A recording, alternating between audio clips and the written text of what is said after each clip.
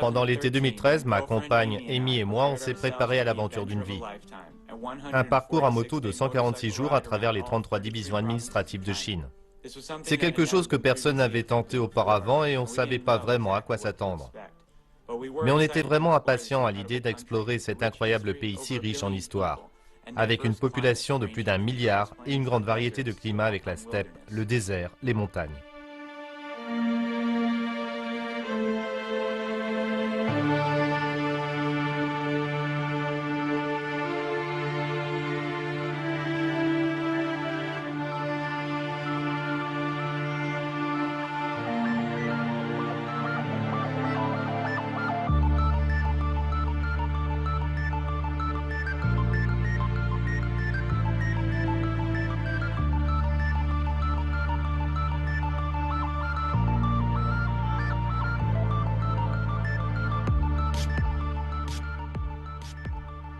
Nous sommes le 19 juillet 2013.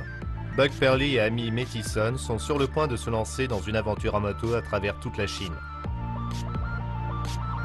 34 153 km en 146 jours. Sur leur moto, ils traverseront des milieux naturels extrêmes, que ce soit la steppe de Mongolie à la saison des pluies, les tempêtes de sable en bordure du désert de Gobi, ou bien la neige et la glace de l'Himalaya.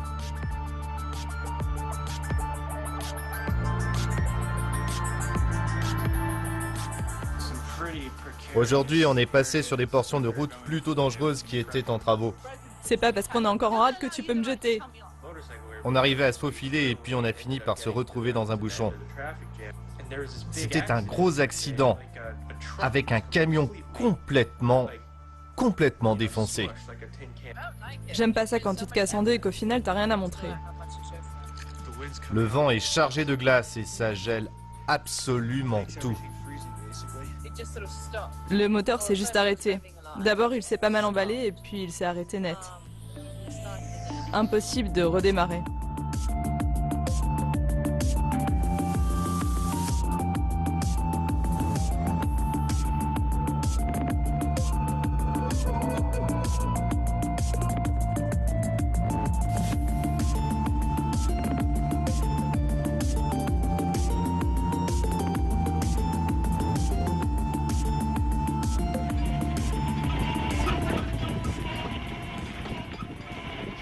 Je comprends maintenant ce que c'est que de se laisser conduire.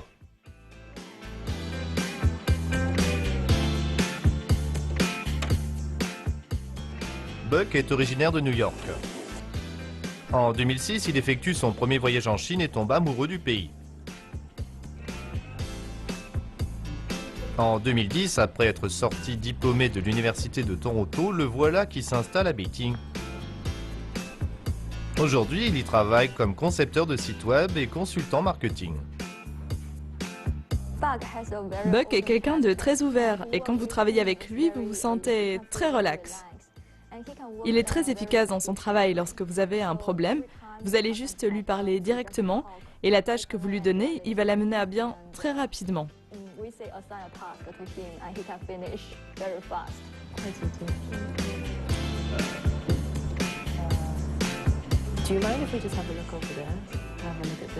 Amy, originaire du Royaume-Uni, s'est elle aussi installée à Beijing en 2010.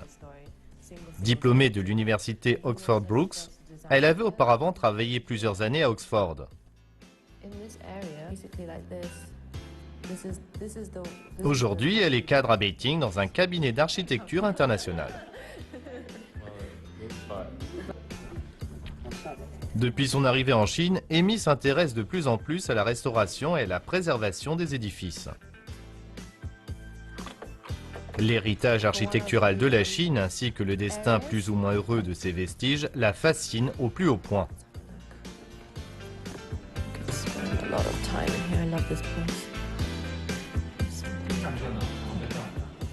Amy a d'ailleurs créé un site web en anglais consacré à la restauration des édifices de Chine.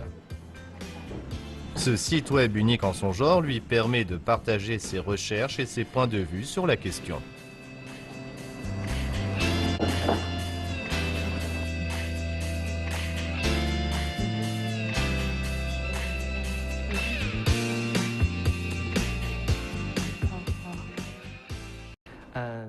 Cela fait 2 ans que je connais Amy. On cherchait des experts en architecture traditionnelle. Et puis on est tombé sur ce site web très intéressant sur la restauration des édifices historiques en Chine. Alors on a invité Amy à venir nous présenter son travail. C'est là qu'on a compris que c'était la personne qu'il nous fallait. J'ai trouvé ça très plaisant d'avoir une étrangère qui puisse nous apporter un point de vue original dans le domaine de la restauration des bâtiments anciens chinois.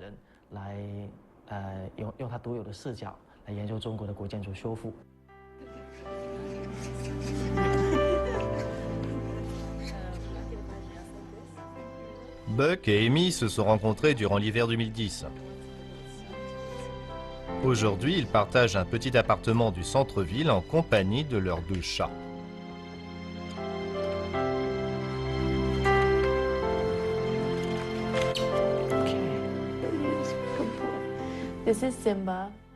Ça, c'est Simba, on l'a eu tout petit. C'était un chat errant et c'est le chat le plus gentil du monde. Il adore les gens, il est toujours dans vos pattes. Quand on l'a trouvé dans l'allée, il était vraiment tout petit. Et nous avons encore un autre chat abandonné lui aussi et qui est un peu timide. On a eu de la chance parce qu'on les a eus avant qu'on fasse notre escapade à moto. Et on a des amis qui nous ont proposé de... 3 amis en fait, qui les ont gardés à tour de rôle. Mais ils sont gentils quand même, ils sont indépendants.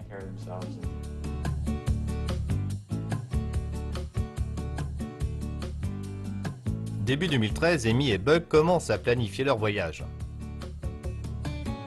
À l'origine, ils comptaient juste passer 1 mois ou 2 à vadrouiller jusqu'à la province du Yunnan, dans le sud-ouest du pays. Mais voilà que leur ambition devient incontrôlable et qu'ils décident carrément d'essayer de figurer sur le Guinness des records en faisant un périple à moto à travers les 33 divisions administratives de Chine. Ce ne fut pourtant guère long entre l'idée et la mise en pratique.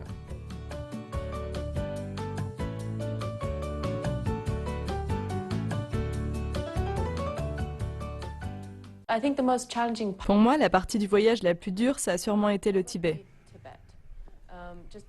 Il faisait si froid. On ne s'attendait pas à ça.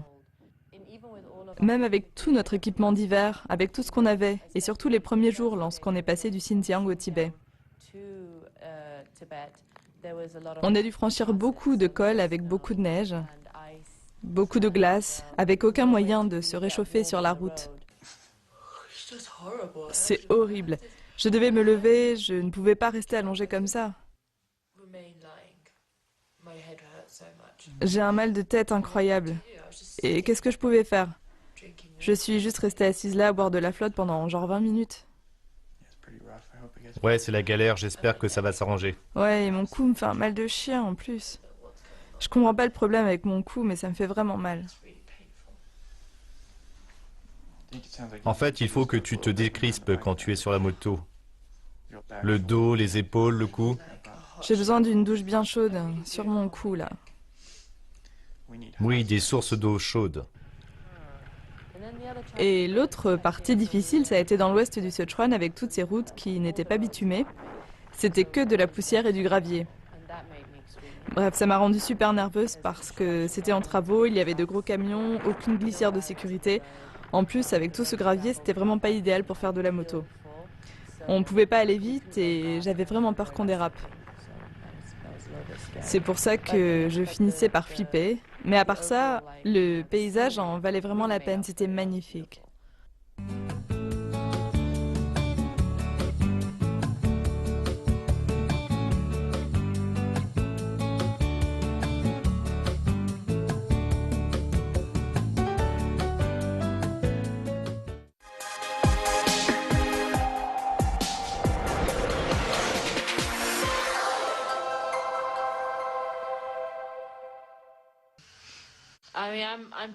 Oui, c'est vrai que je suis crevée, mais pas autant que lui, parce que c'est lui qui conduit.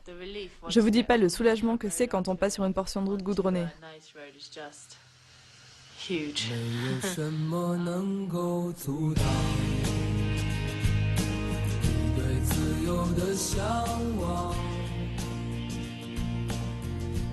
Les voilà qui passent la nuit dans une yourte mongole alors qu'il tombe la pire averse de l'année. Qu'ils se font inviter à un enterrement dans la région autonome Roué du Ningxia. Qu'ils passent devant le plus grand Bouddha en pierre du monde dans le Sichuan.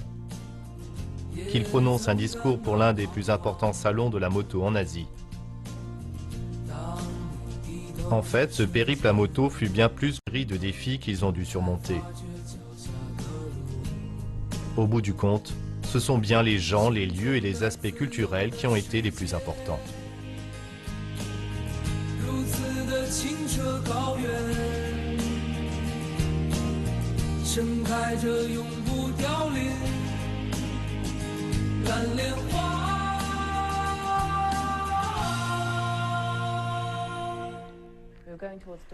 On était en route vers Dunhuang.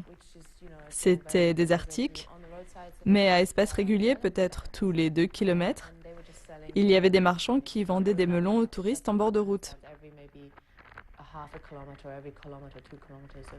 Alors on s'est arrêté et on a dit qu'on voulait les goûter pour voir.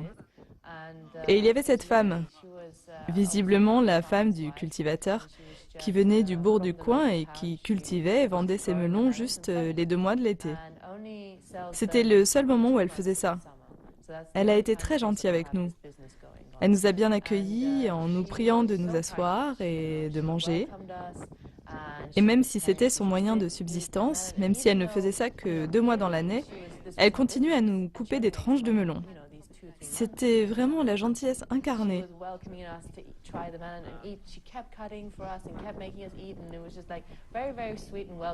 On a voulu la payer, mais elle a carrément refusé. Elle n'a rien voulu savoir.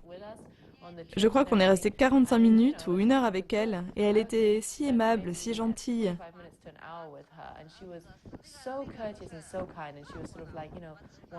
Elle voulait savoir les mots qu'on disait en anglais pour « asseyez-vous » ou « mangez-en plus ». Et vous savez combien d'étrangers elle va voir passer dans l'année? 1 ou 2? Mais elle voulait apprendre pour pouvoir s'adresser aux autres étrangers et j'ai trouvé ça trop mignon. Et ça, c'est juste un exemple de ces gens qui possèdent peu. En comparaison avec nous, c'est forcément très très peu. Et qui pourtant n'hésitent pas à vouloir tout partager. Et ça, tout au long de notre périple, ça m'a beaucoup aimé.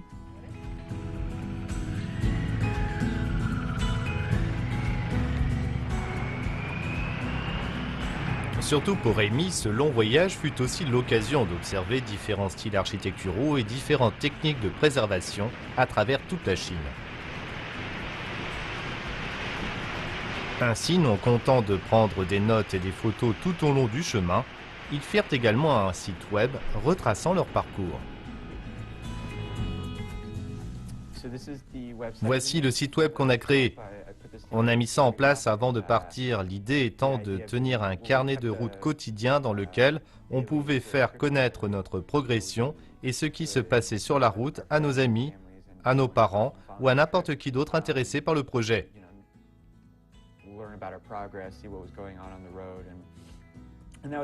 C'était vraiment marrant à faire. Comme vous voyez, il y a des messages plus récents, des messages du dernier jour sur la route quand on a finalement terminé sur la côte Est et que c'est devenu brumeux et froid. C'était cool, quoi. On a fait aussi une page sur laquelle figuraient différentes statistiques du genre combien de jours d'affilée, depuis combien de jours on était parti, la somme de kilomètres parcourus, le nombre de provinces et régions traversées puisque notre objectif était de 33. Donc les chiffres augmentaient au fur et à mesure. On y mettait aussi un signal GPS pour qu'il soit possible de suivre notre itinéraire avec une petite icône qui se déplaçait. Je mettais à jour les données 2 fois par semaine. Je pouvais mettre à jour la carte, ce qui était cool. Le périple leur permit aussi de récolter des fonds pour un organisme de charité qui offre des repas gratuits aux enfants des régions rurales.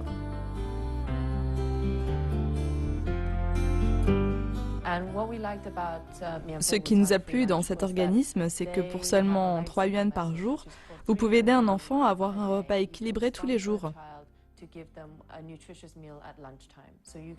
Vous leur payez un repas en fait. Leur but, c'est de s'assurer que les gosses puissent avoir tous les jours de la viande, des légumes et du riz, et peut-être de la soupe, des œufs ou ce genre de choses, un repas nourrissant, quoi. La raison pour laquelle ils ont monté ce projet, c'est pour que ce soit accessible aux enfants qui viennent de lieux très isolés, comme les régions montagneuses par exemple, et pour lesquels il est très difficile de se rendre à l'école. Parfois les enfants ont 1 ou 2 heures de marche juste pour se rendre à l'école.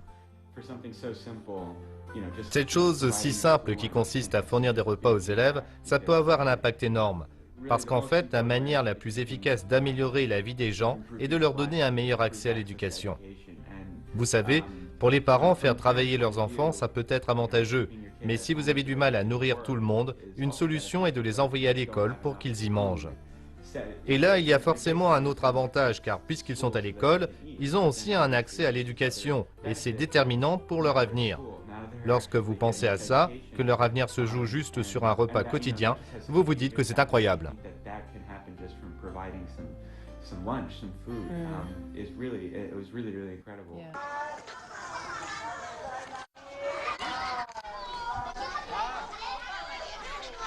Avant de partir, leur objectif était d'atteindre 19 000 $, une somme suffisante pour nourrir les enfants de 2 écoles pendant toute une année. Pourtant, une fois le périple fini, la somme récoltée atteignit plus du double, soit l'équivalent de presque 42 000 $, ce qui permit de fournir pratiquement 80 000 repas aux enfants des régions rurales.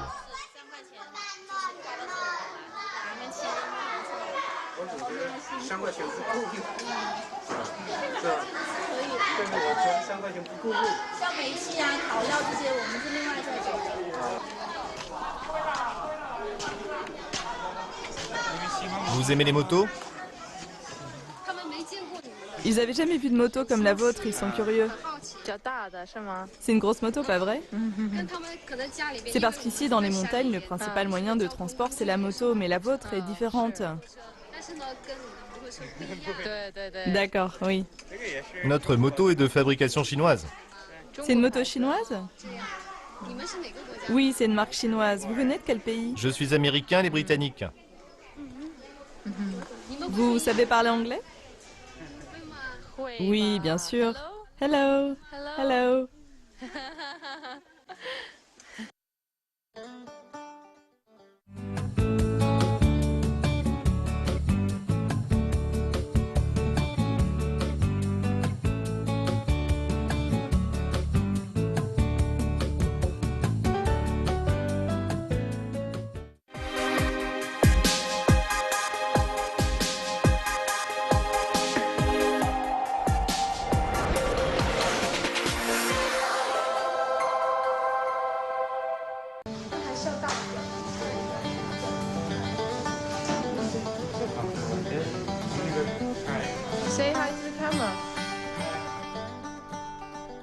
On demande souvent à Buck et Amy comment ils se sont débrouillés pour entasser sur une moto tout ce dont ils avaient besoin pendant 5 mois. Effectivement, cela a été un véritable défi de faire entrer toutes les affaires dans le peu de bagages que pouvait transporter la moto. Il leur fallait pourtant s'équiper pour l'été, pour l'hiver, pour la neige, pour la pluie, mais aussi prendre avec eux du matériel de camping, des sacs et tapis de couchage et de quoi faire la cuisine. Enfin, les outils et les pièces de rechange étaient nécessaires au cas où il faudrait réparer la moto. Donc voilà toutes les affaires que j'ai pu prendre pour 5 mois.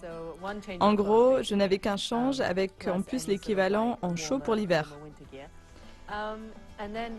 Donc là, ce sont d'autres trucs, du genre des médicaments, des trucs pour purifier l'eau. Lorsqu'on campait, on n'avait qu'à trouver de l'eau et ajouter ces produits-là et faire bouillir. Ça m'a sauvé la vie parce que je l'ai utilisé pour laver toutes nos affaires pendant 5 mois dans les lavabos d'hôtel. Et là où c'était possible en fait. J'ai toujours utilisé ça. Après on avait aussi ça et c'est vraiment du luxe. Au Tibet par exemple, j'utilisais un sachet par jour pour me garder au chaud les mains et les pieds. Des petits trucs comme ça quoi. Il y a aussi cette poche à eau pour traverser les zones désertiques. Il faisait si chaud. J'avais un sac à dos avec la poche à eau dedans, et en fait, je calais le sac à dos comme ça, contre moi, pendant qu'on roulait, parce qu'on n'avait plus d'espace, pas plus que ça. Et puis encore du matériel de camping, genre lampe frontale, pas mal d'appareils électroniques. Je laisserai Buck vous les présenter. 2 appareils photo, celui-là que j'avais toujours sur moi, comme ça. Quand on s'arrêtait et que je voyais un truc intéressant, je pouvais de suite le photographier. Et puis l'autre un peu moins bien. Et puis ça, c'est intéressant. On avait un carnet destiné à servir de preuve pour le Guinness des records. Tous les hôtels devaient le signer. Le carnet, ils l'ont gardé. Ah oui, oui, c'est vrai. C'est toujours le Guinness qui l'a. Et puis on a aussi tous nos journaux parce qu'on devait prendre des notes tous les jours où on était sur la route. Le soir, on faisait un journal vidéo qui durait 2 ou 3 minutes, sans oublier non plus le carnet qui retraçait notre état de santé. Bref, on avait plein de carnets. Alors on devait souvent en envoyer à Beijing lorsqu'ils étaient pleins. Ici, j'ai quelque chose que je trouve très spécial. C'est une bannière. C'était pour l'organisme de charité. Oui, c'était pour les repas gratuits des enfants. En fait, les inscriptions, c'est les différents lieux où on est passé, les gens qu'on a rencontrés. Je trouve ça cool. Et ce qui est unique en Chine, c'est qu'en plus, on a différentes langues. Oui, il y a du tibétain et nous avons du mongol aussi.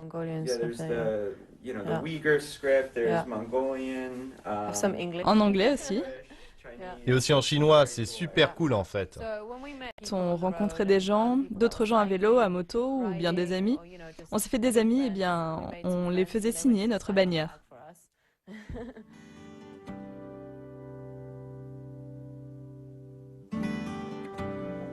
C'est durant la fête du printemps 2014 que Buck et Amy ont eu la joie de recevoir le certificat officiel du Guinness World Records.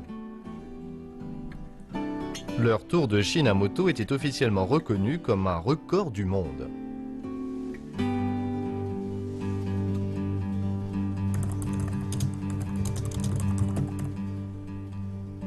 Les souvenirs du voyage sont toujours bien vivaces. Alors que Buck est en train d'en faire un livre, Amy projette d'en faire un recueil de photos avec tous les instants forts du périple.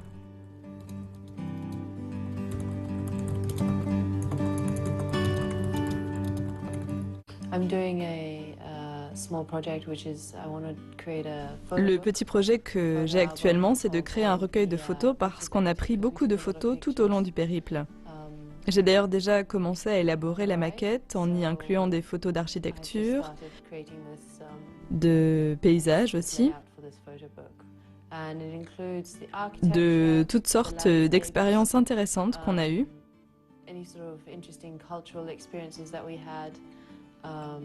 C'est-à-dire des rencontres, de la gastronomie, ce genre de trucs. Mais aussi le quotidien du voyage.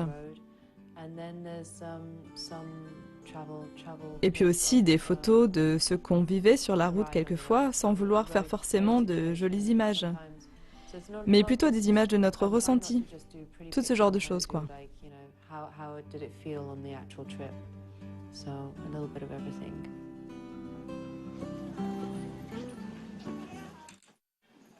Avec autant d'amis dans la ville, Buck et Amy ont des difficultés à s'imaginer quitter Beijing.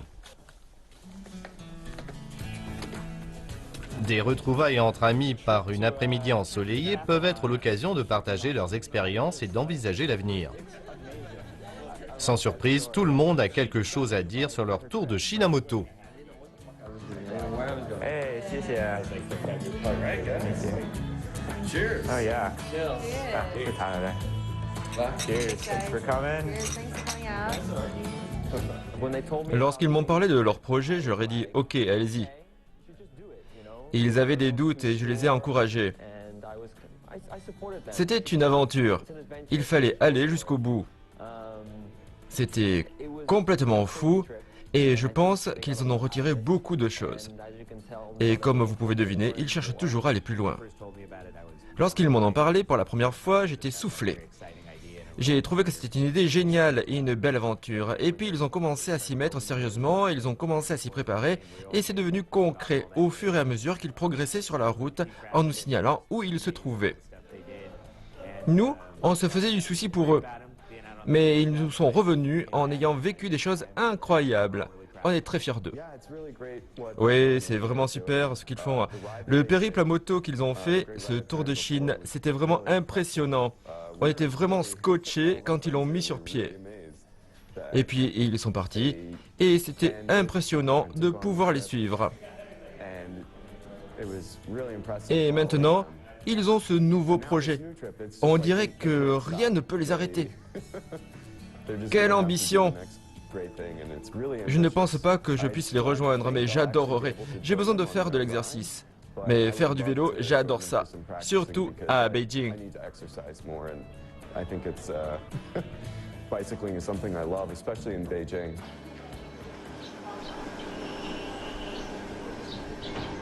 Buck et Amy préparent actuellement un nouveau et audacieux périple pour l'été prochain. Un parcours de 24 heures à vélo à partir de la cité interdite de Beijing jusqu'à Lalongkou, la portion de la mer à Tiruandao. Après notre tour de Chine à moto, on s'est dit qu'on pourrait faire du vélo. En Europe, il existe un parcours à vélo très populaire qui va de Londres à Paris et qui s'effectue en 24 heures, donc entre deux villes historiques et qui se finit sur les Champs-Élysées. On s'est alors demandé ce qui pourrait être l'équivalent en Chine. Et en observant la carte, on s'est aperçu qu'entre la cité interdite au centre-ville de Beijing et l'endroit où la Grande Muraille rejoint la mer, ça fait à peu près la même distance qu'entre Londres et Paris. Alors à présent, on s'entraîne pour être prêt à effectuer ce parcours en 24 heures. Un parcours qui représente à peu près 300 km. C'est vraiment un projet qui nous enthousiasme, d'autant plus qu'on a un partenariat avec un organisme de charité créé par deux amis et qui s'appelle Education Insight. Son objectif est d'aider les enfants malvoyants à avoir des lunettes afin qu'ils puissent voir le tableau et faire aussi correctement leurs devoirs. On trouve ça génial. Bon, on y va? Ouais, c'est parti.